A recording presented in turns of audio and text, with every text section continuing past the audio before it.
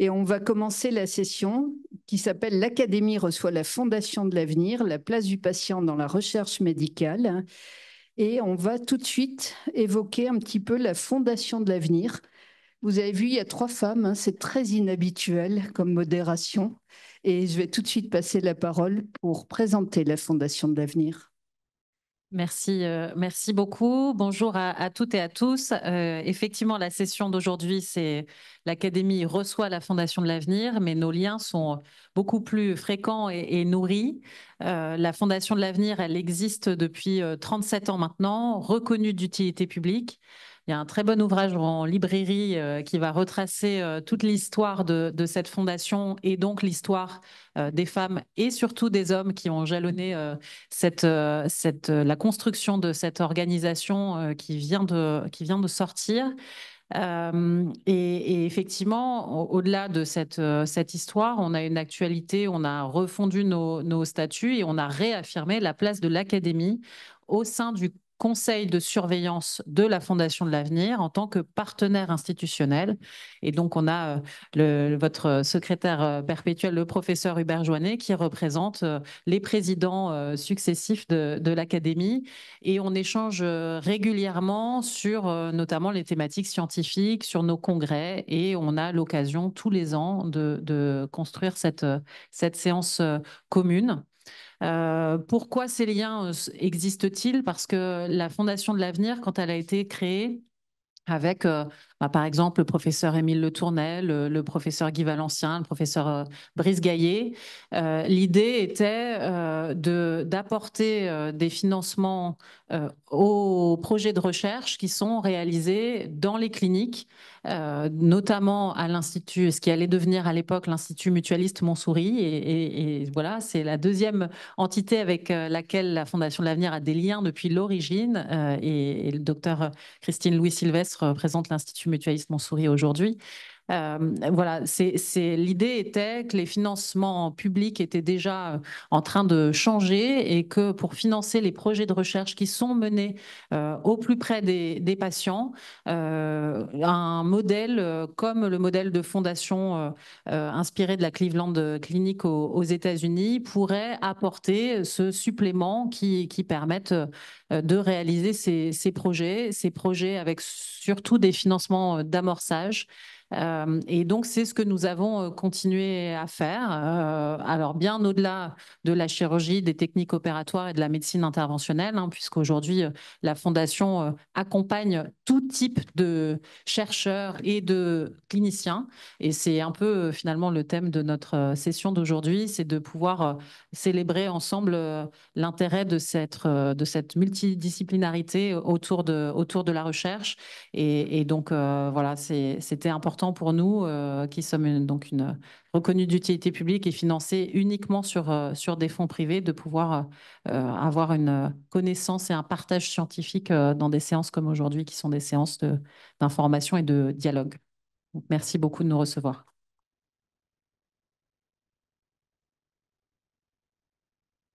Alors, le professeur Olivier Jardet, qui ne peut pas être là, s'associe à moi et vous transmet ses remerciements les plus vifs. Et je crois qu'il y a une question d'Albert Claude. Professeur Albert Claude Benamou. Oui, juste un mot pour témoigner de l'importance du soutien de la Fondation de l'Avenir à l'Académie nationale de chirurgie, en particulier au travers de nos congrès.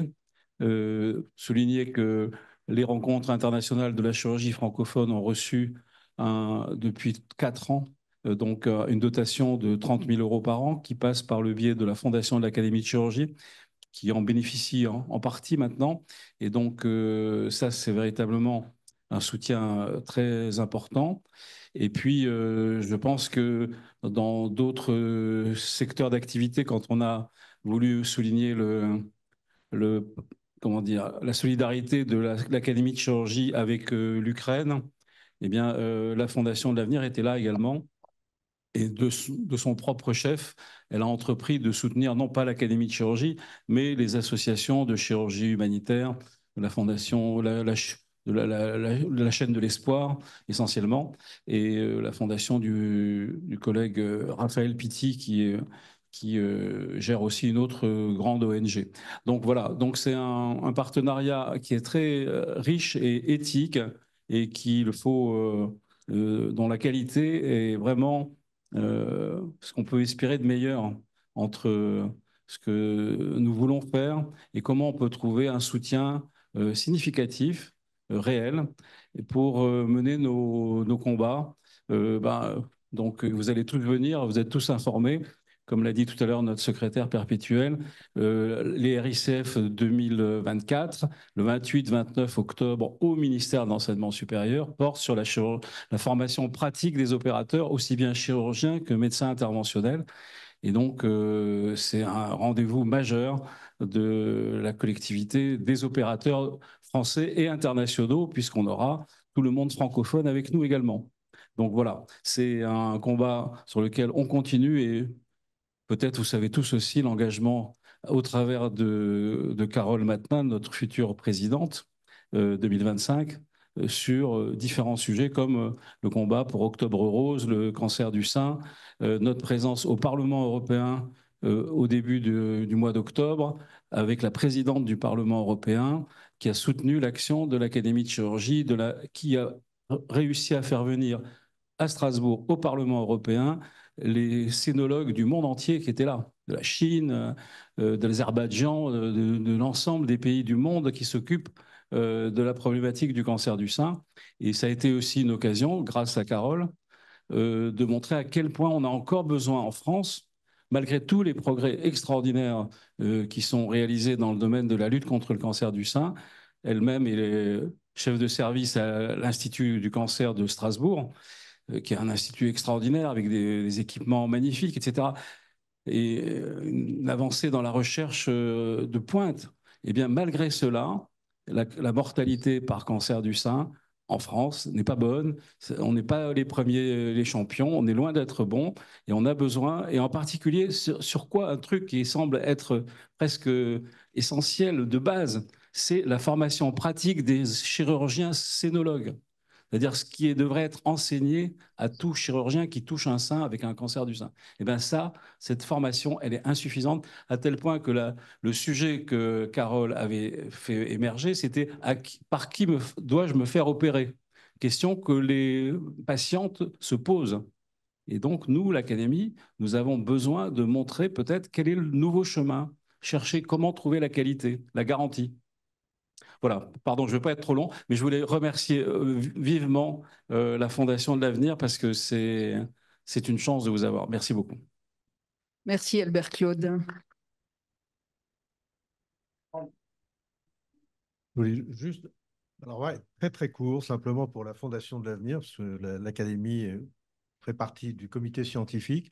Simplement un mot pour dire que cet amorçage est quelque chose d'excessivement efficace, parce que dans les dossiers qu'on prend régulièrement et qu'on traite régulièrement, on voit arriver, je veux dire, l'émergence véritablement au droit commun sur le marché, etc., des startups et des projets qu'on a soutenus les premières années. Donc, c'est excessivement efficace et je pense que c'est assez bien ciblé. Voilà. Merci, docteur Coffinal. Et je passe la parole maintenant au docteur Christine Louis-Sylvestre. Merci. Donc, comme l'a dit Marion, moi, je suis chirurgien, gynécologue et je travaille à l'Institut mutualiste Montsouris. Donc, je remplace aujourd'hui le professeur Lemaire qui n'a pas pu être là. Et je vous